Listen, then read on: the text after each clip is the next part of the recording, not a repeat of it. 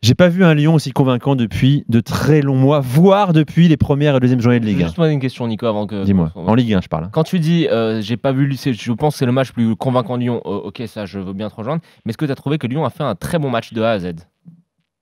Peut-être pas de A à Z, de A Est-ce que, à M peut-être. Est-ce que tu peux considérer que ce match de l'OL, c'est un très bon match? C'est un très bon match. Okay. Ouais, moi, je pense que c'est un très bon match aussi. Après, on sait très bien que dans un match, je vois où Jonathan veut en venir, mais dans un match, il y a des temps forts et des temps faibles. On peut pas être bon sur 93 minutes. C'est pas ça. Mais bon, tu nous expliqueras alors. Mais après, c'est vrai qu'il faut pas oublier quand même qu'il concède l'égalisation. Il concède l'égalisation. À la rigueur, c'est une erreur individuelle. Oui, mais bon, quand même, ils s'en sortent bien avec cette épaule hors jeu, comme disait coach. Ça sortent bien, ça aurait été. Oui, ça aurait été un miracle pour les Girondins de Bordeaux d'égaliser là-dessus. On n'en était pas loin. Rien sur ce match. Par contre, dans le jeu, franchement, moi je l'ai dit, depuis ses débuts, Cacré, il a quand même récupéré plus de 10 ballons par match et c'est plus que tout autre milieu en Ligue 1. On va en parler de Maxence Cacré, évidemment, c'est un des thèmes. Il y a des joueurs qui se démarquent de ce match. Amaury, est-ce que tu es d'accord avec nous? Il posait la question, Jonathan, à l'instant. Très bon match de Lyon. Ouais, pour moi, je suis plutôt d'accord avec toi, Nico. C'est un des meilleurs matchs collectivement qu'on a vu depuis très longtemps à Lyon, même sous l'ère Genesio. Ça, on est tous d'accord. Dans les matchs, on a rarement retourné des situations où on était mené par le jeu. Souvent, c'était par des exploits. C'était l'inverse. Amaury, rappelle-toi, avec Genesio, c'était l'inverse. Ouais, c'était ça. C'était tu menais, tu te faisais reprendre. Mais pour moi, ce que montre ce match, c'est ce que beaucoup de supporters disent depuis très longtemps. Au milieu, il faut les joueurs plus techniques que tu as, et c'est les trois qu'on a vus aujourd'hui, et on a vu toute la différence. Même les défenseurs centraux, ils ont eu moins de mal à relancer parce qu'il y avait des vrais joueurs de ballon devant. Et Cacré, c'est comme quand les supporters lyonnais réclamaient à voir sous Genesio qu'on a dû attendre un an avant de le voir. Cacré, il a changé le jeu de l'équipe. C'est clair. Sur le jeu en une touche de balle, ça change tout. Il progresse de match en match, j'ai l'impression. Et puis même dans les récupérations, parce qu'on nous disait non, mais on peut pas mettre Cacré à la place de Touzard parce qu'il récupérera pas de ballon. Il récupère plus de ballons que Touzard. Amaury, je vais te dire, sur ce match, franchement, il y a deux choses qui m'ont vraiment fait extrêmement plaisir. C'est le petit Cacré parce que c'est un de mes petits chouchous. Je l'adore parce qu'en plus d'être bon de récupérer des ballons, je trouve que pour son âge, il a un sacré vice. C'est un sacré petit coquin au milieu de terrain. C'est un bon petit comédien, j'adore. C'est typiquement le joueur que j'adore. Je pense que le vice fait partie des qualités qu'il doit avoir. Ouais, bah voilà, c'est de la malice, quoi. Il est malin. Il a cette malice-là. Et à son âge, c'est remarquable. Et surtout, ça m'a fait plaisir de voir Oussama Aouar avec le brassard de capitaine. Et dans l'axe aussi. Axial. À son poste. Qui joue à son poste. Oui, c'est vrai que. Mais tu sais, on disait, oui, Lucas Touzard, il ne faut pas le laisser partir, même s'il y a une très belle offre du Hertha. Moi, je pense quand même que le milieu aujourd'hui, avec un Thiago Mendes, plus bouger, un match qui va un peu mieux. Il n'a pas perdu toutes ses qualités par rapport à l'an dernier quand même s'il mais il a du mal à les retrouver. Oui, d'accord, mais on sait qu'il y a toujours une période d'adaptation quand tu arrives dans un club comme Lyon. Je rappelle encore ce que j'ai dit pour Vira. Pour un joueur, c'est pareil. L'intersaison, l'entraîneur qui vient pas, tu vois, les joueurs aussi, des nouveaux joueurs qui arrivent dans une nouvelle institution. Il faut un temps d'adaptation. Et je finirai par dire que les jeunes Lyonnais, ils prennent le pouvoir et on voit quand même qu'il y a quand même beaucoup de talent. On avait dit, et là Jonathan, tu vois, je rappelle aussi les trucs que tu as dit qui sont très intéressants.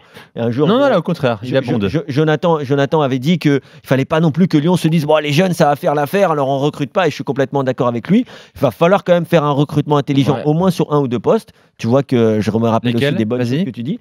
Les ailiers notamment. Ouais, voilà. Moi, je dirais même un attaquant polyvalent, tu vois, Mariano Diaz, comme on a dit. Alors peut-être pas lui, parce qu'aujourd'hui, Fred nous a dit qu'il gagnait trop d'argent en Real pour revenir. C'est une bonne idée. Mais tu vois, il peut jouer sur un côté, il peut jouer dans l'axe, même s'il est meilleur dans l'axe. Ouais, mais Kevin, plutôt qu'à Mariano Diaz, je préférerais qu'on fasse confiance à un Gouiri en doublure de Dembélé, plutôt qu'à Mariano Diaz. Oui, mais t'as besoin de faire expérience. Amaury, moi, c'est là où je voulais en venir quand je demandais à Nico s'il avait trouvé que c'était un très bon match de Lyon. Pour moi, en fait, le match dans le contenu, dans la construction du jeu, c'était bien. Par contre, en termes d'efficacité, de réalisme, c'est pas ça du tout, quoi. C'est pas ça du tout. Moi, c'est pour ça, plus pour des ailiers, pour l'efficacité, parce que quand on regarde dans la première mi-temps, Cornet, il doit ouvrir le score avant même que Andersen fasse sa bourde. Oui. Traoré, c'est trop inconstant. Du coup, pour moi, c'est les ailiers qui manquent. Et tu sais quoi, central aussi. Je sais pas si vous avez eu le temps de vous concentrer sur ça pendant le multiplex, mais quand Dembélé marque, t'as l'impression qu'il est vraiment soulagé.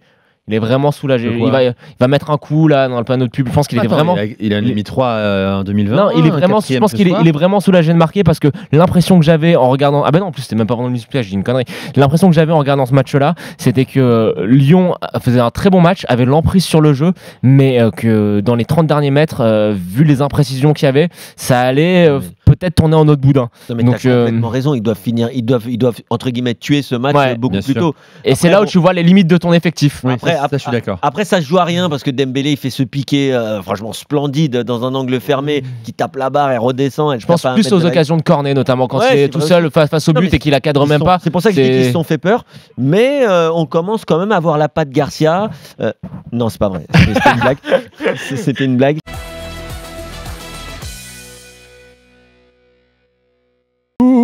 Là c'est mieux. Là c'est mieux. Voilà. Au Toulouse, vas-tu descendre en Ligue 2? Toulouse est en grande difficulté, c'est pas nouveau. 10e défaite consécutive pour le TFC. 5 buts à 2, 5 buts 1 encaissés à domicile au Stadium, alors que Diakité avait permis à Toulouse de reprendre l'avantage. Doublé de Charbonnier, un but somptueux. On en parle dans un instant. Mbok, Cardona et Yohan Cour pour les Brestois. Franchement, alors on va essayer d'analyser ça de la manière la plus froide possible. On a vu beaucoup de matchs de Toulouse. C'est foutu ou pas, la saison? Oui, moi je pense que c'est foutu. 12 points. Il y a le premier point à noter, c'est que la composition alignée avec Koulouris et Sanogo associés en pointe, une espèce de 4-4-2 avec 2 vrais joueurs de côté. Moi, sur le papier, je trouvais ça assez séduisant. C'était la première composition d'équipe qu'Antoine Camboré avait alignée, avec quelques changements, mais c'était le même dispositif. Tu avais les 2 pointes associées.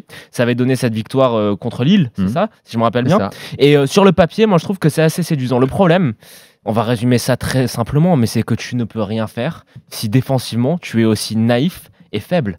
C'est même pas de la naïveté en fait, c'est de la bêtise défensive. Les 3 premiers buts brestois, c'est une question, enfin je sais pas, Kevin, t'apprends à pas lâcher le marquage à l'école de foot, il me semble, tu vois. C'est un truc de c'est vraiment de la concentration, de la confiance. C'est une équipe qui pourtant menait au score, on l'a dit, qui a fait une bonne heure de jeu. Maintenant, n'oublions pas, et on va être obligé de le rappeler, même s'il y en a eu beaucoup ce soir, mais ils ont marqué sur 2 coups de pied arrêtés.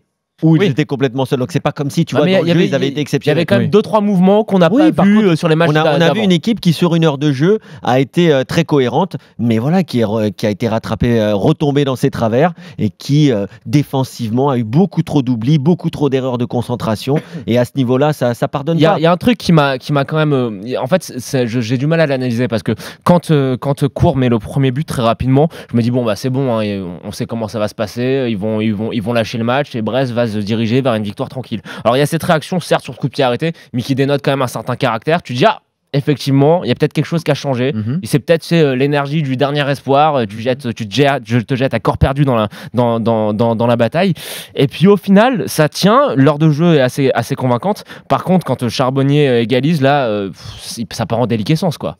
Ça part en déliquescence alors qu'ils avaient réussi à tenir une heure avec le bon état d'esprit, la bonne mentalité. Et je ne crois pas que ce soit un trou physique parce qu'ils n'ont pas non plus fait des efforts délirants sur l'heure de jeu. Tu vois ce que je veux dire? Après, tu sais, c'est mental. Une fois que mais c'est ce que je te dis. C'est exactement ce que je te dis. Sauf que non mais Kevin, sauf que après le premier but brestois, cette équipe qui est quand même très malade, moi je m'attendais à ce qu'elle lâche. Elle a quand même montré qu'elle était capable de réagir. Oui, mais et ça m'étonne qu'ils aient pas.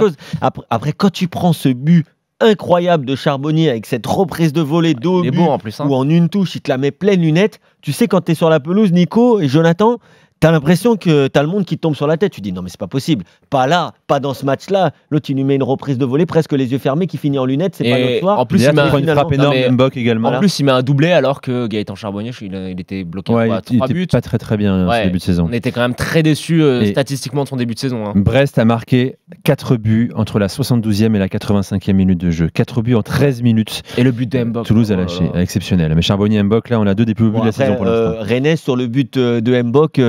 Mais c'est la frappe, elle donne, il y en a elle tape la barre et elle frappe de 30 juste un petit big up à l'entraîneur de Brest, Olivier Dallaglio, qui a été beaucoup critiqué pour avoir fait tourner face à Lyon en coupe. Au final, il a bien fait parce que moi je suis d'accord avec lui. Brest a quand même un objectif principal, c'est de se maintenir en Ligue 1. Et la coupe, il y a encore le Paris Saint-Germain qui est qualifié. Voilà, il a géré son effectif intelligemment et c'est un des meilleurs coachs qu'on a en activité en Ligue 1. C'est un des très bons coachs français. Donc je suis content que ce soir il ait la victoire pour une semaine où il a été un petit peu chahuté. Il faut être prudent, mais Brest, après 20 journées, 25 points. Le maintien va sûrement jouer à 37, 36 points. Ça, maintenant, manière. c'est le 18e est barragiste. Je crois qu'il n'y aura pas de souci pour Brest. Moi, je ne vais pas juger tout de suite parce que c'est très compliqué. Ouais, mais tu sais ce qui est bon pour eux ce soir. Non, ce qui est bon, c'est qu'ils gagnent à l'extérieur. Ouais. Alors qu'à l'extérieur, ils sont quand même un petit peu en difficulté. Alors que chez eux, à Brest, dans ce petit stade où tu as l'impression que tu es au bout du monde, c'est très compliqué et ils sont très très très performants à domicile. C'est une autre équipe à domicile. Donc là, de prendre 3 points à l'extérieur, même si c'est contre Toulouse, peu importe, dans leur cahier de charge, c'est nickel.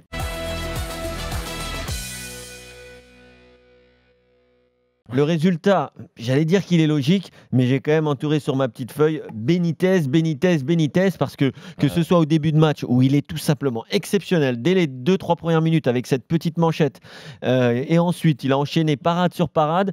On l'a vu haranguer ses partenaires et se relever, tu sais, en mode colère. Je fais 3-4 mètres pour essayer de taper dans les mains pour réveiller un peu ma défense. Mais je disais pendant le RMC Foot Show que Nice a mis presque 45 minutes avant le penalty pour rentrer dans ce match et descendre du bus. Ça a vraiment été le cas. Par contre, c'est vrai que les Niçois, en termes de possession, en termes d'occasions créées, ils ont quand même été bien meilleurs en deuxième mi-temps, mais ils ont encore souffert en fin de match. Les gars, on sait toujours pas quoi en penser, les Niçois. Moi, si, je sais pas quoi en penser. Moi, je sais quoi en penser. Je le dis depuis des semaines. Pour moi, Patrick Vieira n'est pas un bon entraîneur. Encore une fois, je vois cette composition au milieu de terrain. Là, je ne serais pas d'accord. J'étais très content de voir Boudaoui enfin aligné, mais je ne comprends toujours pas le milieu de terrain. Comment tu veux avoir un minimum de maîtrise avec Cyprien qui est aussi bas? Tu comptes sur Lesmelou pour faire un rôle de piston, c'est pas du tout dans son registre. La gestion de son effectif, moi j'ai du mal à la comprendre. Je sais que la majorité des supporters niçois commencent à en avoir vraiment ras la casquette de cette histoire. Là, mais mais ça peut pas toujours tout écouter. Je t'assure. Attends, juste Kevin. Fini Jonathan et Kevin après. J'ai pris parce que je pensais que je me suis dit, je suis peut-être en train d'halluciner. Il y a juste moi qui pense ça. Non, je t'assure, 80%. Si ce n'est 90% des supporters niçois, ils sont encore plus excédés que moi. Par Patrick Vieira. Oui. T'as le sondage précis? 88%? Non, mais j'ai posé la question et tous les supporters niçois en ont marre et comprennent pas ce que fait Patrick Vieira avec son milieu de terrain notamment. Les choix sont aberrants. Et cette équipe-là, je suis désolé, quand tu as des joueurs comme Dolberg, quand tu as des joueurs comme Claude Maurice, même si c'est un petit jeune, moi je comprends pas pourquoi tu mets pas tout en place pour mieux alimenter ta ligne offensive qui est quand même de qualité. Pourquoi tu mets pas un vrai milieu de terrain défensif devant la défense que tu as en plus? Pourquoi tu gâches William Cyprien, qui est un super joueur, à le faire jouer en sentinelle alors que c'est pas son poste et que tu te prives de sa qualité de frappe et de sa qualité de passe? J'ai vraiment du mal à comprendre ce qu'il met en place. Moi, écrivez-nous sur hashtag RMC Live. Mais juste les supporters niçois. Parce que supporters niçois, évidemment, on va vous ficher et voir. Est-ce que Vieira est l'homme qu'il faut en tout cas à Nice actuellement? Moi, je suis pas du tout d'accord avec Jonathan pour dire que Patrick Vieira n'est pas un bon entraîneur. Maintenant, j'ai aussi de très bons amis qui sont des supporters niçois, d'accord, et qui me disent aussi, comme toi tu entends, que Vieira ceci, que Vieira cela, qui vit sur le reportage qu'on a vu où il gère plutôt bien le cas Balotelli, tu vois. Moi, un reportage que j'ai vu et que j'ai beaucoup apprécié. L'un des derniers plus beaux reportages foot en inside qu'on a vu. Il n'y a pas de souci là-dessus, je sais ce que les supporters niçois pensent. Maintenant, messieurs, on ne peut pas non plus occulter le fait qu'aujourd'hui, être un entraîneur de haut niveau, c'est très compliqué quand vous êtes dans un club où en interne, on en a parlé pour Saint-Etienne il y a quelques secondes, il y a autant de remous depuis quelques mois, tu le sais, ça tu peux pas l'occulter pour Patrick Vieira. Et de deux, les blessures, les absences, le coup de la montre volée, le coup de ceci. Non mais tu rigoles, mais c'est autant de perturbations qui au niveau d'un groupe, c'est au niveau d'un groupe, c'est très difficile. C'est très intéressant ce que tu dis. Dolberg, moi j'ai dit, j'adore ce joueur et on en parlait, il y a aucun souci. C'est un Danois que j'ai vu débuter, que je trouvais exceptionnel. Il n'est pas servi Dolberg, hein. Mais c'est un joueur qui a besoin d'être bien servi et qui en plus n'est pas dans la plus grande forme de sa carrière, qui a besoin de retrouver ses sensations dans un club compliqué. L'histoire encore une fois de la montre qui lui permet pas de rentrer dans les meilleures conditions, etc. Ok, passons. Maintenant, Patrick Vieira, aujourd'hui, Jonathan, franchement, je sais que tu connais le foot. Je sais que les supporters niçois aussi connaissent le foot. Mais quand même, regardons l'effectif de l'OGC Nice. Vous n'allez pas me dire que si vous mettez n'importe quel, vous pouvez mettre Lucien Favre, peut-être qu'il y aura des principes de jeu plus définis, peut-être qu'on verra un jeu plus clair, plus cohérent, peut-être.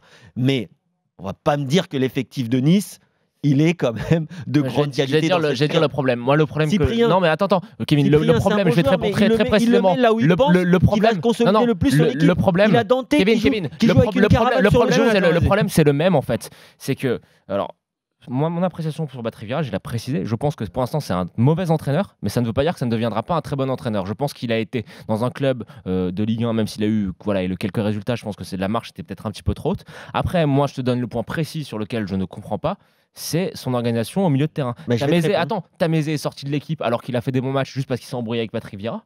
C'est quand même un petit problème. On loue sa gestion d'équipe. Si tu t'embrouilles avec ton patron, tu crois que tu vas travailler demain? Tu en as besoin, mais non, je te le dis, tu travailles tous les jours, il s'embrouille avec ses patrons. Ouais.